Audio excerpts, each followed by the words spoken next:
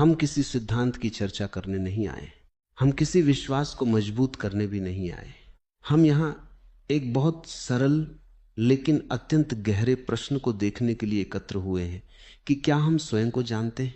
हम दुनिया को जानते हैं, हम राजनीति जानते हैं, हम धर्म जानते हैं, हम शास्त्र जानते हैं, हम विज्ञान, तकनीक, बाजार, समाज सब जानते हैं, पर क्या हम उस चेतना को जानते हैं जो इन सबको देख रहा है? आपका मन अभी क्या कर रहा है?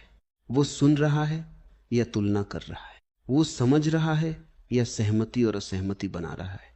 यही से हमारी यात्रा शुरू होती है। मन एक दर्पण है, लेकिन वो साफ दर्पण नहीं है। उस पर स्मृतियों की धूल जमी है, अनुभवों की परतें चढ़ी हैं, डर, आशा, अपेक्षाएं सबने उसे ढक रखा है। जब हम किसी को देखते हैं तो क्या उसे वास्तव में देखते हैं या अपनी स्मृति के माध्यम से देखते हैं? हम किसी व्यक्ति को देखते हैं और तुरंत कहते हैं ये अच्छा है, ये बुरा है, ये मेरा है, ये पराया है। देखना समाप्त हो जाता है और विचार शुरू हो जाता है। विचार आवश्यक है तकनीक के लिए, भाषा के लिए, काम के लिए, पर क्या विचार उस स्थान पर भी आ बैठा है जहां उसे नहीं होना चाहिए? जब हम आहत होते हैं तो विचार उस आघात को पकड़ लेता है और कहता है मैं आहत हूं। फिर वो उसे दोहराता है, उस पर सोचता है, उसे मजबूत करता है और एक छोटी सी घटना एक स्थायी पीड़ा बन जाती है।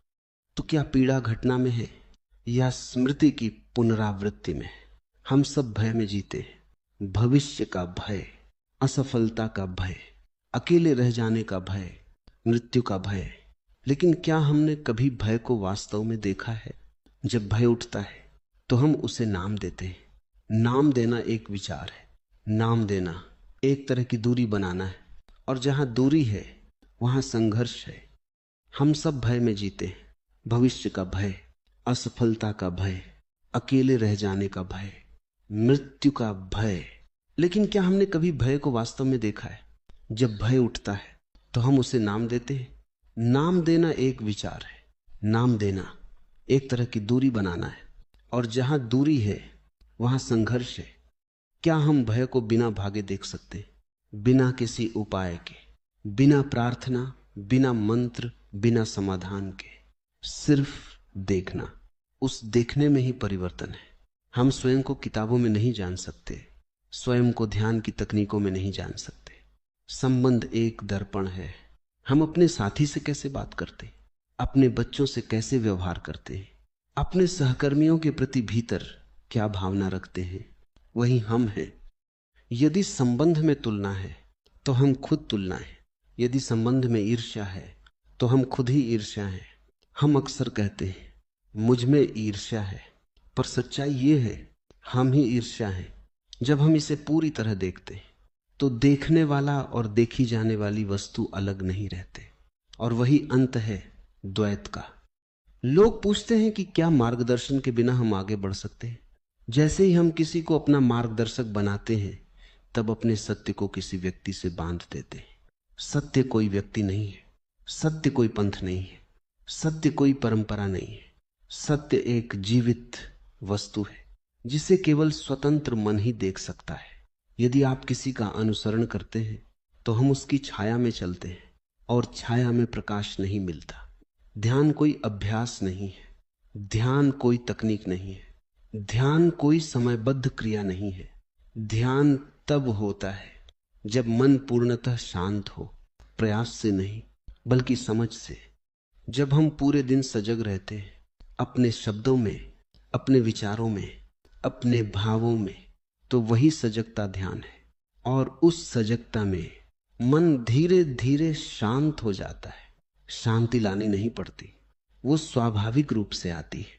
हम बाहर क्रांति चाहते हैं, राजनीतिक क्रांति, सामाजिक क्रांति, आर्थिक क्रांति, लेकिन भीतर वही पुराना मन चलता रहता है। लालच, भय, महत्वाकांक्षा, तुलना। जब भीतर परिवर्तन नहीं है तो बाहर की हर क्रांति एक नई समस्या बन जाती है। सच्ची क्रांति भीतर की है, जब हम स्वयं को पूरी ईमानदारी से देखते हैं, बिना निर्णय, बिना बचाव, तो एक गहरी आंतरिक क्रांति होती है। और वही क्रांति समाज को भी बदलती है। अकेलापन दुख है, एकांत स्वतंत्रता है। एकांत तब आता है जब मन किसी सहारे पर निर्भर नहीं होता। बिना किताब, बिना किसी बातचीत के कुछ देर शांत बैठ सकते हैं? यदि नहीं तो हम भाग रहे हैं। भागना समस्या को समाप्त नहीं करता, उसे समझना ही समाधान है। जब हम कहते हैं मेरा, तो वहां भय छिपा होता है। सच्चा प्रेम न तो मांगता है, न बांधता है, न शर्त रखता है। प्रेम तब प्रकट होता है जब मन में भय नहीं होता, और भय तभी समाप्त होता है जब आप उसे समझते हैं। अंत में मैं आपसे कुछ भी मानने को नहीं कह रहा, मैं आपसे कुछ भी अस्वीकार करने को नहीं कह रहा। मैं केवल आमंत्रण दे रहा हूं देखने का, अपने मन को देखने का, अपने विचारों को देखने का, अपने भय, अपनी इच्छाओं, अपनी महत्वाकांक्षाओं को देखने का, बिना किसी निष्कर्ष के। क्योंकि निष्कर्ष मृत होता है और जीवन जीवित है। यदि हम सच में देखना सीख जाए तो वही पर्याप्त है। वहीं से एक नई चेतना जन्म लेती है, वहीं से एक नया मन जन्म लेता है, और वही मन सच्चे अर्थों में मुक्त है।